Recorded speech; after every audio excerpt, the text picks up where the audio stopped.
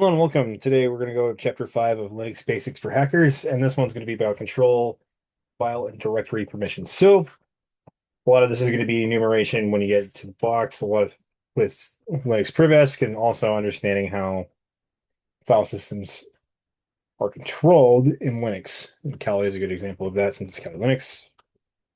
All right, going on. All right. So I haven't really made a new user. This is kind of just basically the thing. If I set up a user called Bob, I'm gonna go off from the book. And I want him to can control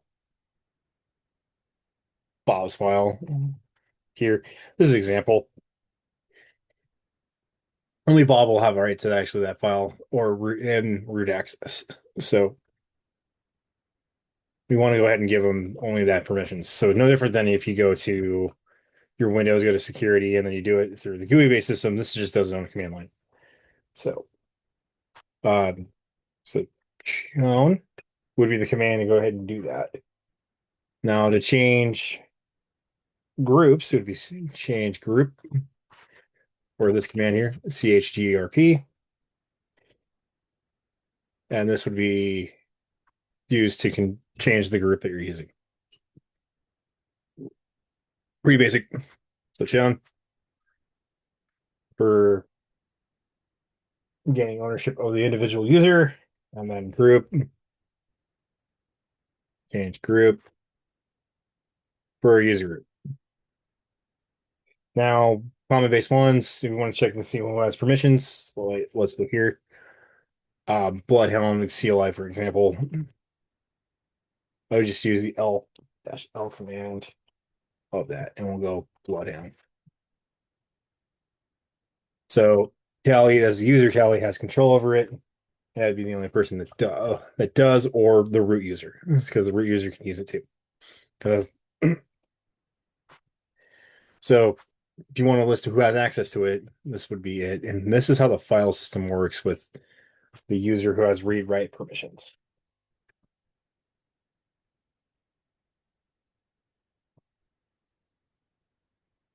So let's see, how does the decimal point work? So I want to make sure I'm conveying that correctly. Give me a second here. I want to grab up the book. Ooh, I can't spell Amazon for long.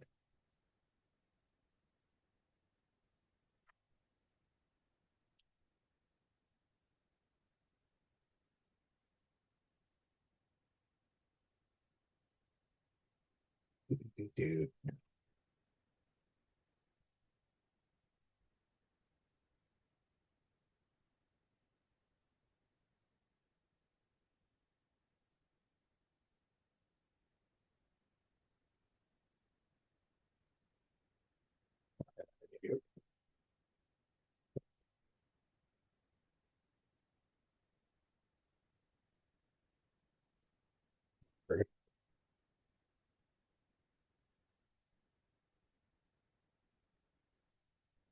I think the diagram is so much easier to explain once I show it.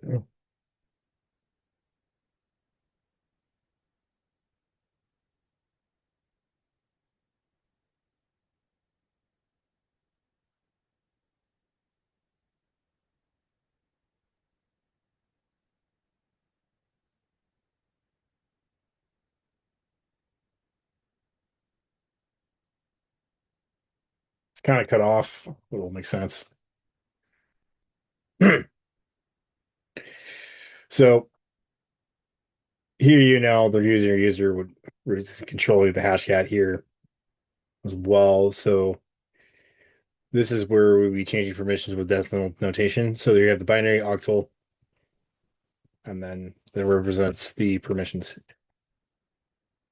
Go here next. So 00, none. 001 is X. 01 is right. Such and so forth. So you can keep adding to here, keep adding as you go. And 7 would be pretty much control. So if you wanted to go ahead and have control of everything, 777 would be it.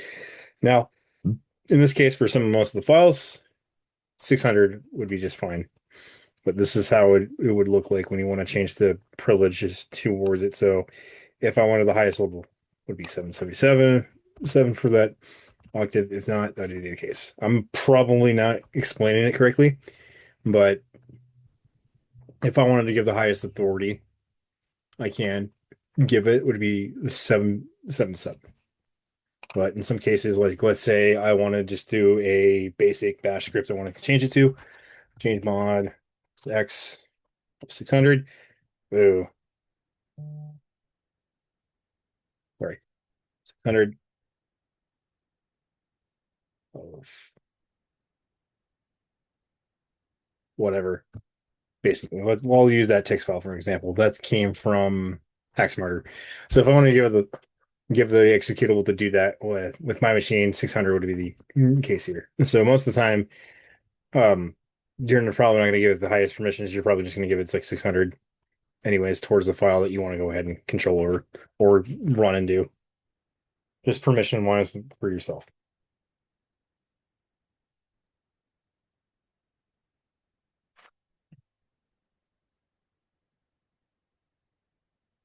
So if you want to go ahead and undo that or remove, you can go change mod W dash, so UW, on the file, whatever you're trying to use, or basically. And then OSL to see whether that person has permission. So that if you want to give everyone basically the chance, you can go change mod plus X. I'm sorry, U plus X dash or comma go plus X towards whatever file. And then you give that permission, basically. And then same thing, if you want everyone to have a certain tool, the one that you'd use, it would be like 766 or whatever. Or like if the highest level you can probably give it, but most of the time if you want to running scripts or so, it would be just change mod 600. So the reason why we do this is it's a shortcut to like everything on the underlying of the operating system. Permissions are represented in binary, so on and off switches are represented as one and zeros, basically. So you want to turn it on, that's a 6. Bas- Basically, you want to give it the most amount of permissions you can think you can give it.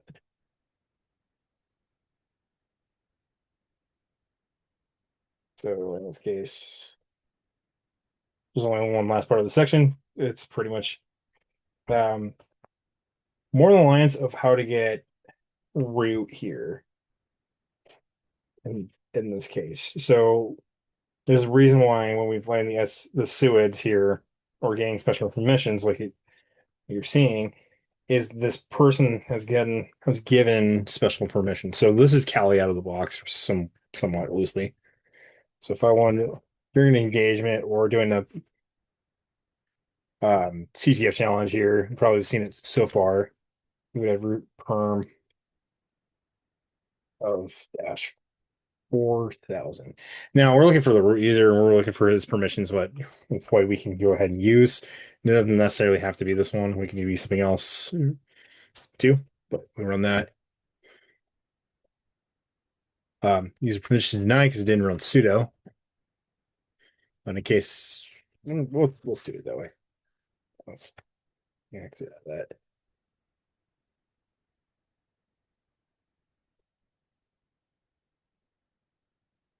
Now I can run wild here if I can spell. So again, this is a out of the box Kali, right? And so in the case you can find different methods of this person having permission within under the suid part. And what you would look for is probably something that sticks out. Like mount could be an example or so, or SU could be an example. So we go to GFTF bins.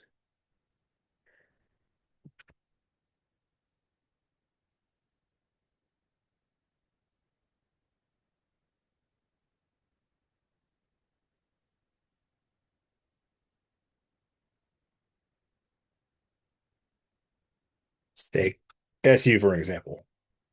So you have sudo, you have the SU, you have the KSU. You can get a shell out of it, or mount some other one. Not special privileges. So if I want to go ahead and escalate my privileges from user to root, I would grab this command and then that would get me the chance to run it here. Like so. I don't want to do this on this box, but you gotta get the point. So when you're looking, so kind of skipped over on how that works, but we're finding special permissions from the root user and going straight to see what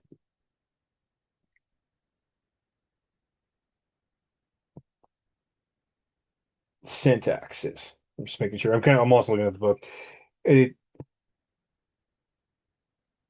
So it looks for files that are owned by root or a specific user root or that has suid permission. So then when you see someone running this in general, like I said, this is basically to find the root user. This is used with a lot of CTFs you see nowadays, especially on the OSCP. So that's what this means when we're finding the special user and we run these commands, when we change during the engagement or the report, we would say, hey, I found it with this root. This would also be a different user. I found with a different user with this permission that I was able to escalate to get to root was from the special SUID that that person had. And that will be it for this one. We are actually about halfway there. Okay, 60, how many 4 pages is here? A little bit more than, not really halfway there. We got about 100 pages in total. So we're a good chunk. I will say that. Let's see. I want to see if the last page is appendix, and there's an index that starts on 205. The last one is on automobiles. Well, okay. Um,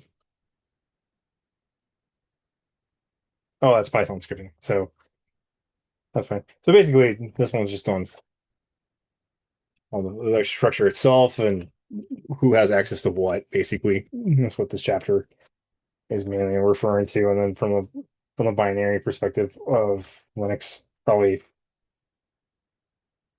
going on it. Next one is process management. This might gonna take me a minute to really look over. But it's finding and killing processes, and then you have like cron jobs too that you can probably just cut off. Oh, and then that one is actually a very, very good chapter on it. So yeah. All right, that'll do it for this one. Thank you for watching. Like and subscribe.